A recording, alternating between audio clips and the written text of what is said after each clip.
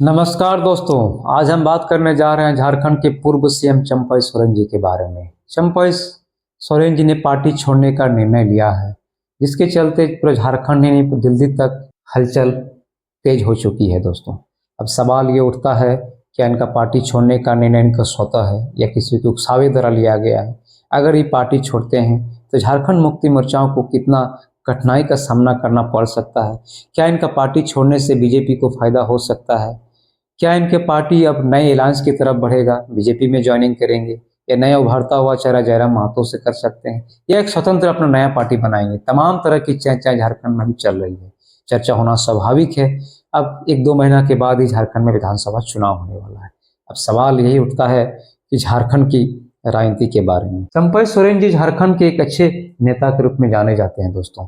चंपई सोरेन कोल्हान से आते हैं, इनके सरायकेला खरसवां से इनका है। पहले तो ये निर्दलीय विधायक थे, फिर शिबू सोरेन जी के संपर्क में आने के बाद जेएमएम ज्वाइनिंग किए और अभी तक की कुल 7 बार विधायक रह चुके हैं दोस्तों। अब सवाल उठता है, इतने कद्दावर नेता झारखंड के टाइगर के रूप में, कोल्हान टाइगर के रूप में जाने जाते हैं, पार्टी छोड़ना कहीं ना कहीं एक सुर्खी का विषय बन सकता है।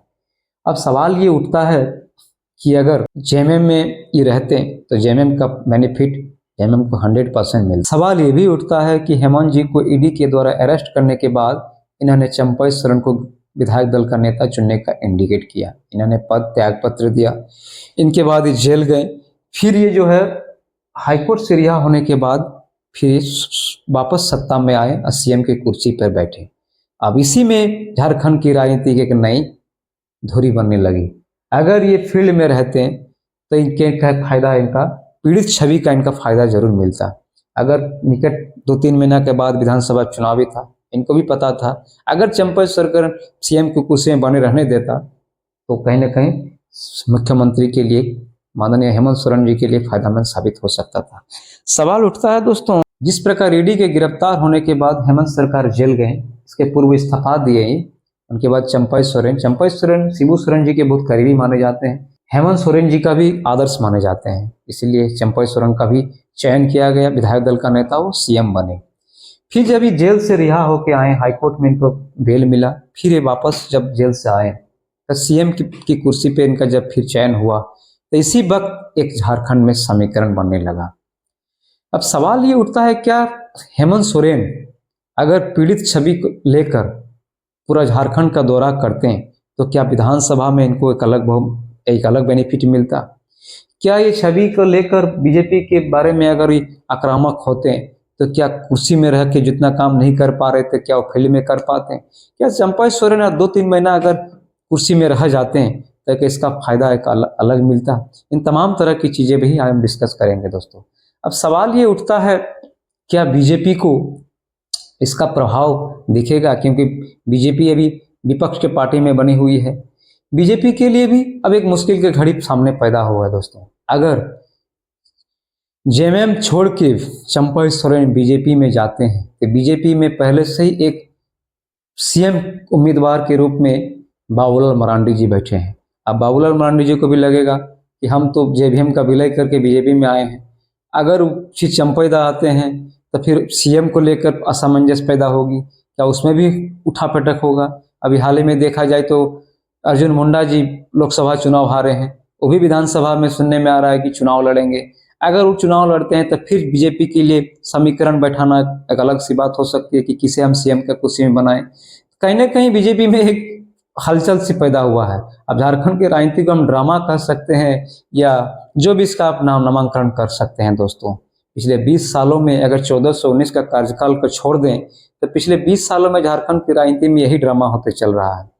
यानी कि पूर्णतः सरकार यहाँ नहीं बन पाई है। जिस प्रकार उसका एक विकास अपेक्षित होना चाहिए था, जिसका एक लक्ष्य लेकर झारखंड का निर्माण किया गया था, वो लक्ष्य हासिल नहीं हो पाया। सबसे मूल कारण है राजनीतिक अस्थिरता।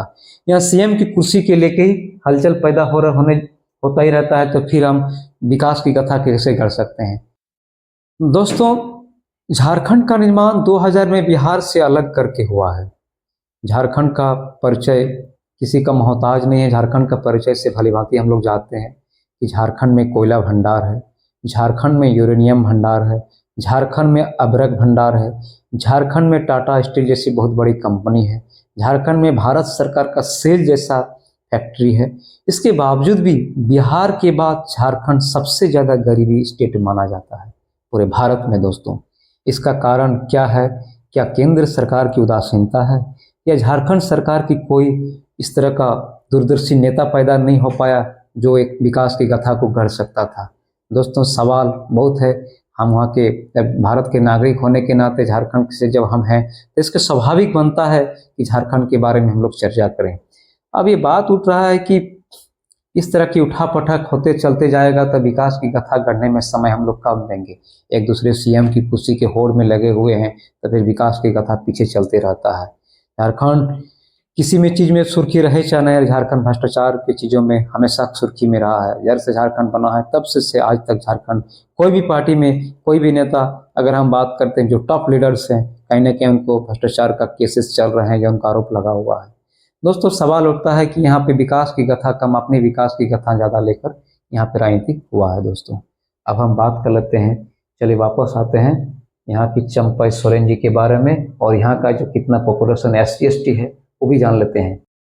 झारखंड की याद रखिएगा दोस्तों, अनुसूचित जाति का जनसंख्या जो है वो 39,85,644 है दोस्तों, अनुसूचित जाति की जनसंख्या। यानी कि अनुसूचित जाति में दोस्तों याद रखिएगा 12.1% है। 2011 के अनुसार है। झारखंड की कुल जनसंख्या में इसका 12.1% भाग है। और अनुसूचित जनजाति में हम बात करें दोस्तों तो 86,45,042 जनसंख्या अनुसूचित जनजाति का है। अब हम बात करते हैं दोस्तों, अब ये देखिए पिछले 2019 का है।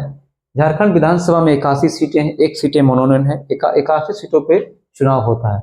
जेएमएम को 30 सीटें लाया और वोट प्रतिशत 19% था। इंडियन नेशनल कांग्रेस का 16 सीटें आया था, 14.1% था वोट प्रतिशत। बीजेपी को 25 सीटें आई थी, 33.8% था। जेवीएम यानी कि यही पार्टी जो था झारखंड विकास मोर्चा, जो बाबूलाल मरांडी जी का नेतृत्व में था, ये पार्टी विलय हो चुकी है। जेवीएम में का विलय हुआ। बाबूलाल मरांडी जेवीएम का विलय करके बीजेपी में आए, और बाकी इनका 2 लीडर प्रदीप यादव और बंधु तिर्की कांग्रेस में चले गए। इनका था 5.5%। आयसू का 2 सीटें हैं। आयसू का सबसे बड़े लीडर सुदेश महतो जी को जाना जाता है, 8.2% सीट था। IND का था 2, जिसमें 6.6, अदर का 3, 12 पॉइंट। अब हम जान लीजिए कि कितना सीट आरक्षित अनारक्षित है। जनरल का 44 सीटें हैं, SC के 9 हैं, ST के 28 सीटें हैं।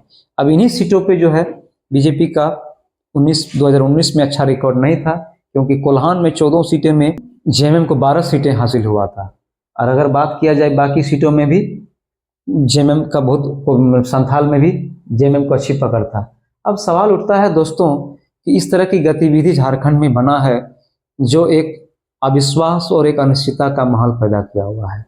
अब कोई नहीं कर सकता है चुनाव के पहले क्या होगा, किस पार्टी का बहुमत होगा, ये अभी भी कुछ डिफाइन नजर नहीं आ रहा दोस्तों।